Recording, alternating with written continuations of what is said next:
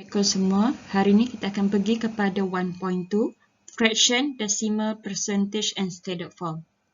We go to 1.2.1 fraction. Fraction can be written in the form of P over Q, with P and Q are integer and Q cannot equal to 0. The top number is called the numerator and the bottom number called the denominator. Pecahan boleh ditulis dalam bentuk P per Q, di mana Q tak boleh sama dengan kosong. Number di atas P kita panggil sebagai pengangka, numerator, dan number di bawah Q kita panggil sebagai pembawah, denominator. There are three types of fraction. The first one is proper fraction, a fraction with the numerator and denominator are both integer and the value of numerator is less than denominator. Second type is improper fraction, a fraction with the numerator and denominator are both integer and the value of the numerator is greater than denominator. And the third one is mixed number, a number that consists of an integer and a fraction. So ada tiga bentuk pecahan. Itu yang pertama adalah pecahan wajar, di mana untuk pecahan wajar keywordnya adalah value of numerator less than denominator, iaitu nilai untuk numerator adalah kurang daripada denominator. Contohnya 1/4, 5/6, negatif 2/3. Perhatikan ketiga-tiga contoh yang diberi untuk pecahan wajar, nilai di atas adalah lebih kecil daripada nilai pembawah. Okay, jenis kedua adalah pecahan tak wajar. Keyword untuk pecahan tak wajar adalah value of numerator is greater than denominator. Contohnya 5/4, 13/6, negatif 17/3. Perhatikan ketiga-tiga contoh yang diberi untuk pecahan tak wajar, kesemua nilai di atas adalah lebih besar daripada nilai di bawah. Jenis ketiga adalah mixed number, merupakan gabungan antara integer dengan pecahan. Biasanya mixed number terhasil apabila kita nak tukarkan daripada pecahan tak wajar kepada bentuk pecahan wajar. We proceed to converting decimal to fraction. To convert decimal to fraction, step 1, write down the decimal divided by 1. Step 2, multiply both top and bottom by 10 for every number after decimal point. Use 100 if the decimal with 2 decimal places, 1000 if the decimal with 3 decimal places. Step 3, simplify the fraction. Okay, sekarang kita nak tukarkan daripada nombor perpuluhan kepada pecahan. So, kita akan ikut langkah-langkah yang diberi. Langkah pertama adalah tulis nombor perpuluhan bahagi dengan 1. Langkah kedua adalah darab atas dan bawah dengan 10, 100 atau 1000 bergantung kepada berapa digit selepas titik perpuluhan. Langkah ketiga adalah ringkaskan pecahan. Okey, kita proceed kepada example 3. Convert the following decimal number to fraction. Okey, diberi nombor perpuluhan, kita diminta untuk tukarkan kepada bentuk pecahan. Okey, untuk soalan number A diberi decimal 0.3. So we follow the given step. The first one is to write down the decimal, divide by 1. Step 2, multiply numerator and denominator by 10 or by 100 or by 1000. Bergantung kepada berapa digit selepas titik perpuluhan. Untuk 0.3 ada satu digit selepas titik perpuluhan, bermaksud kita akan darab dengan 10. Berapa kosong bergantung kepada berapa digit selepas nombor perpuluhan. So, oleh kerana untuk 0.3 ada satu digit sahaja, kita darab dengan 10. Okey, so atas dan bawah darab dengan 10, kita dapat pecahan 3/10 di mana dia adalah pecahan terkecil. Okey, kita pergi kepada number B, given 0.35.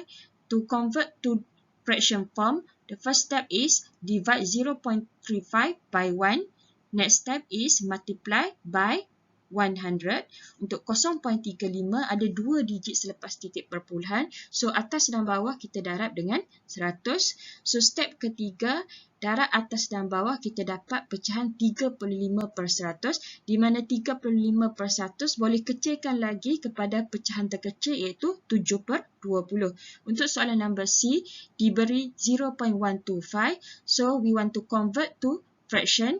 So, the first step is divide 0.125 by 1. Next step adalah multiply both numerator and denominator by 1000. Kenapa 1000? Kerana untuk 0.125 ada 3 digit selepas titik perpuluhan. So, bermaksud akan ada 3 kosong lah. Jadi, kita akan darab dengan 1000 menghasilkan 125 per 1000. Jadikan dalam bentuk pecahan terkecil, kita akan dapat 1/8. Untuk soalan nombor D, diberi 1.5, nak tukarkan kepada pecahan. Okey, so langkah pertama, letakkan 1.5 divide by 1. Next step adalah multiply both numerator and denominator by 10. So, menghasilkan nombor pecahan 15/10. Okey, so letakkan dalam bentuk lowest fraction. So, pecahan terkecil, kita akan dapat 3/2. Okay, we go to 1.2.2 percentage. A percentage is a fraction with 100 as its denominator. The symbol percent used to represent percentage. Example, 50 over 100 is stated as 50%. Peratusan adalah pecahan dengan 100 sebagai pembawahnya. Simbol persen digunakan untuk mewakili peratusan. Contohnya, 50% adalah bersamaan 50%. 20% adalah bersamaan 20%. Okay, now we go to converting percentage to decimal. To convert percentage to decimal, we divide by 100 and remove the percent sign. Okay, sekarang kita pergi kepada nak tukarkan peratusan kepada nombor perpuluhan. Untuk tukarkan peratusan kepada nombor perpuluhan, kita simply bahagi dengan 100 dan singkirkan buang simbol persen. Okay, contohnya example 4, convert the following percentage to decimal number. Okay, untuk soalan 4, kita diminta untuk tukarkan peratusan kepada nombor perpuluhan. Okay, so untuk soalan nombor A diberi 30%, nak tukarkan dalam bentuk perpuluhan, 30% adalah persamaan 30/100. So, guna kalkulator, 30 bagi 100, kita akan dapat 0.3. So, daripada peratusan kepada nombor perpuluhan, jawapan akhir tak payah letak dah simbol persen. Okay, soalan nombor B, 75%. To convert to decimal, 75% adalah bersamaan 75/100. So, guna kalkulator, 75 bahagi 100 akan dapat 0.75. Soalan nombor C, diberi 5.5%. Okay, so to convert to decimal, so simply divide 5.5 per 100. So, we have 0.055. Okay, soalan nombor D, diberi 0.15%. Nak convert kepada nombor perpuluhan adalah persamaan 0.15/100 akan dapat 0.0015. Okay, now we proceed to converting decimal to percentage. To convert from decimal to percentage, we multiply by 100 and add the percent sign. Okay, tadi kita belajar nak tukarkan daripada peratusan kepada nombor perpuluhan, di mana nak tukar peratusan kepada nombor perpuluhan, kita bahagi dengan 100 dan jawapan akhir ditulis tanpa simbol persen. Okay, sekarang untuk tukarkan nombor perpuluhan pula kepada peratusan, kita darab dengan 100 dan jawapan akhir mesti letak simbol persen. Okay, example 5, convert the following decimal number to percentage. Okay, nak tukarkan nombor perpuluhan kepada peratusan. Soalan nombor A diberi 0.45. Nak tukarkan kepada peratusan, bermaksud darab dengan 100. 0.45 darab dengan 100 adalah bersamaan 45%. Ingat, mesti letak simbol persen pada jawapan akhir. Okey, untuk soalan nombor B, 0.1 nak tukarkan kepada peratusan, darab dengan 100. So, 0.1 darab dengan 100 menghasilkan 10%. Okey, soalan nombor C, 0.025 nombor perpuluhan nak tukarkan kepada peratusan, darab dengan 100. So, 0.025 darab dengan 100 adalah bersamaan 2.5%. Okey, soalan nombor D, diberi 0.0035 nak tukarkan kepada peratusan. So, darab dengan 100, jadi 0.0035 darab dengan 100 adalah bersamaan 0.35%. So, diingatkan sekali lagi, untuk percentage, jawapan akhir mesti letak simbol persen. Kalau tak, salah. 1.2.3 Standard Form. Standard form is commonly used in order to convert very large number or very small more easy rather than we write the number in decimal or normal number. Generally, the standard form of a number can be written as a times 2 to the power n, where a is a real number, and n is an integer where a is greater or equal to 1 and less than 0. A is in real number. N can be positive or in negative integer depend to the normal number. Standard form biasanya digunakan untuk tukarkan daripada number yang sangat-sangat besar atau number yang sangat-sangat kecil berbanding kita tulisnya dalam bentuk number perpuluhan ataupun number biasa. Bentuk umum untuk standard form adalah A darab 10 kuasa N, di mana kuasa N boleh jadi positif atau negatif bergantung kepada ke arah mana kita alihkan titik asal kepada titik baru, di mana nilai N bermula daripada nilai 1 sehingga nilai 9. Okey, tadi Medan cakap kita guna standard form untuk tukarkan daripada number yang sangat-sangat besar ataupun number yang sangat-sangat kecil kepada number yang lebih mudah ditulis ataupun number yang lebih mudah untuk disebut. Okey, perhatikan contoh 1 dan contoh 2. Okey, untuk contoh 1 dan 2, kita nak tukarkan kepada standard form. Okey, untuk contoh 1, kita nak tukar kepada bentuk 2.35 darab 10 kuasa N. Untuk contoh 2, kita nak tukarkan kepada bentuk 8.46 darab 10 kuasa N. So, untuk nilai N, macam mana nak tentukan apakah nilai N? Okey, untuk contoh pertama, okey, daripada number asal melibatkan berapa kosong untuk kelas. Okey, cuba kira ada 1, 2, 3, 4, 5, 6, 7. Okey, ada 7 kosong. Okey, so kita nak alihkan titik yang di belakang ke 2.35 menjadi titik selepas angka 2. Okey, bermaksud kita akan alih sebanyak berapa kali kelas? 1, 2, 3, 4, 5, 6, 7, 8, 9. Kita akan alih sebanyak 9 kali ke arah mana kelas? Ke arah depan. So, dia akan jadi 2.35 darab 10 kuasa positif 9. Positif sebab daripada asal belakang kita bawa ke depan. Contoh kedua adalah 846,000 di mana melibatkan 3 kosong di belakang. Kita nak tukarkan kepada bentuk yang lebih mudah ditulis iaitu 8.46. So, nak tukarkan daripada number asal 846,000 kepada 8.6 darab 10 kuasa N. So, kena pasti berapa kali nak alih dan ke arah mana kita nak alih. So, kita nak alih daripada titik asal di belakang kepada menjadi titik selepas angka 8. Okey, so kita akan alih sebanyak 1, 2, 3, 4, 5. Sebanyak 5 kali ke arah depan. So, akan jadi 8.46 darab 10 kuasa positif 5. Okey, sekarang kita pergi kepada contoh di mana kita nak tukarkan daripada number yang sangat kecil kepada bentuk yang lebih mudah ditulis atau lebih mudah disebut. Contohnya, okey, untuk contoh 3 dan contoh 4, contoh 3 kita nak tukarkan kepada bentuk 5.45 darab 10 kuasa N, dan untuk contoh keempat kita nak tukarkan kepada bentuk 1.12 darab 10 kuasa N. Okey, untuk contoh ketiga, bermaksud titik asal di depan tu kita nak alih menjadi selepas angka 5. So, bermaksud kita akan alih ke belakang kan. Sebanyak berapa kali kelas? 1, 2, 3, 4, 5, 6. Sebanyak 6 kali ke belakang. Bermaksud jawapannya akan menjadi 5.45 darab 10 kuasa negatif 6. Untuk contoh 4, daripada titik asal kita nak alih menjadi 1.12 darab 10 kuasa N.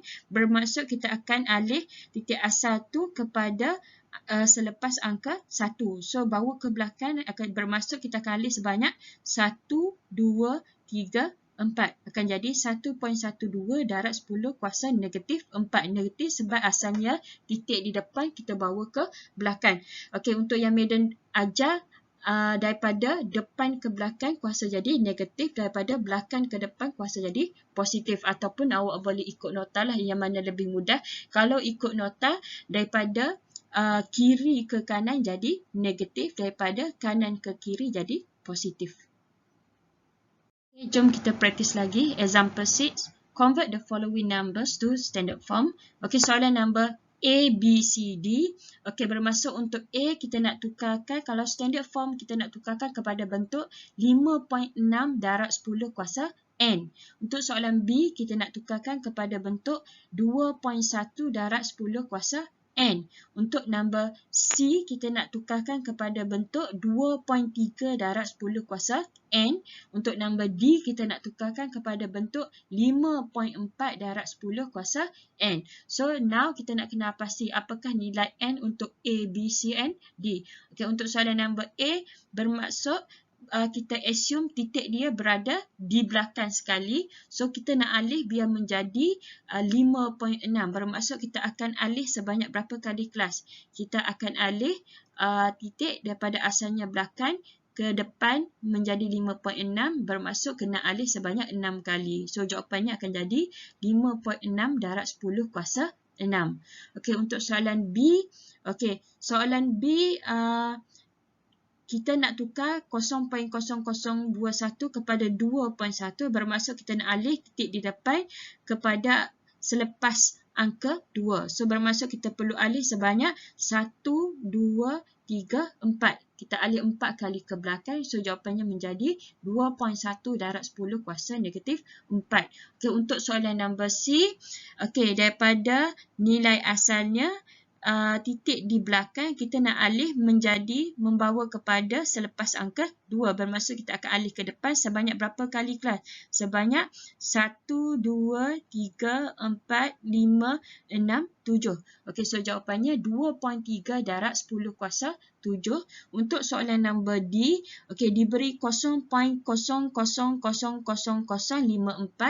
Okey, kita nak alih biar titik tu menjadi selepas angka 5. So, maksudnya alih titik daripada depan ke belakang.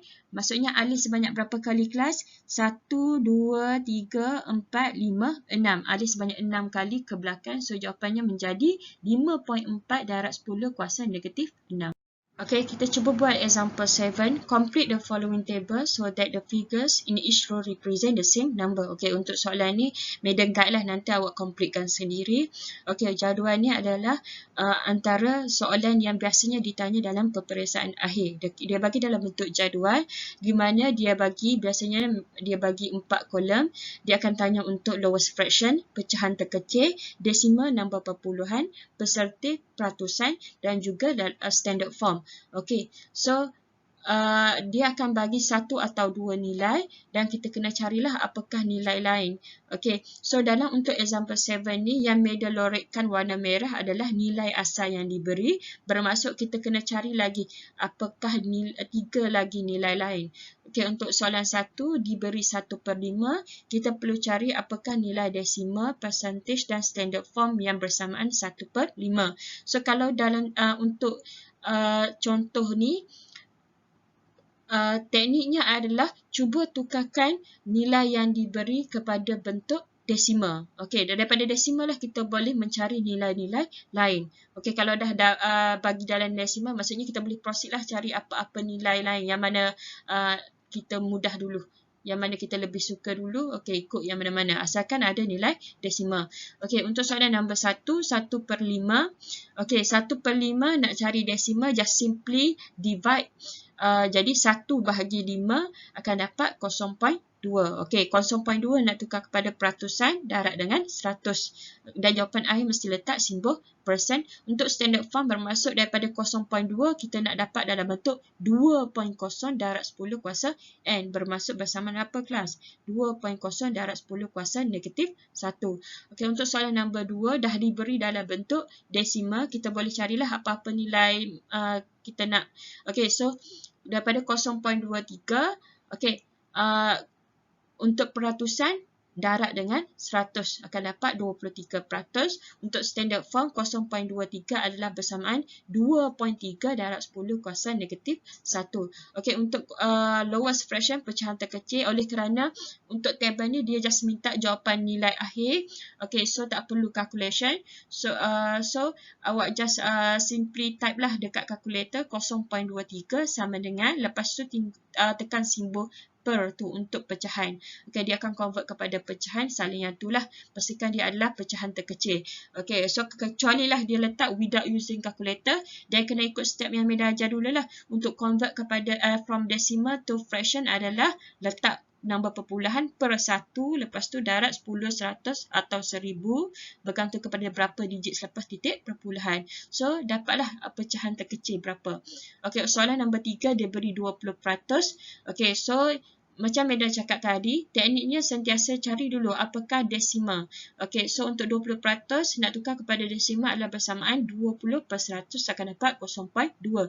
Daripada 0.2 itulah kita boleh bergerak mencari lowest fraction ataupun standard form.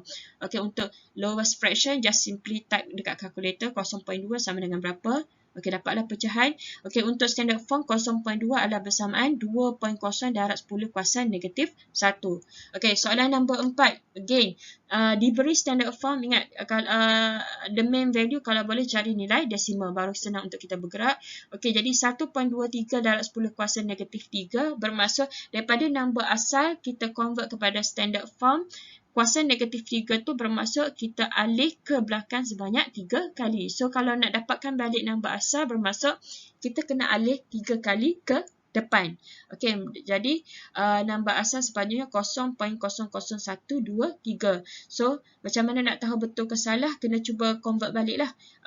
Alih ke belakang sebanyak 3 kali, dapat tak 1.23 darab 10 kuasa negatif 3. Kena cuba-cubalah. So, daripada desimal itulah kita boleh cari lowest fraction, type guna kalkulator, ataupun percentage darab dengan 100, jawapan akhir letak simbol persen. Okey, untuk soalan 5, diberi mixed number 1/2/3.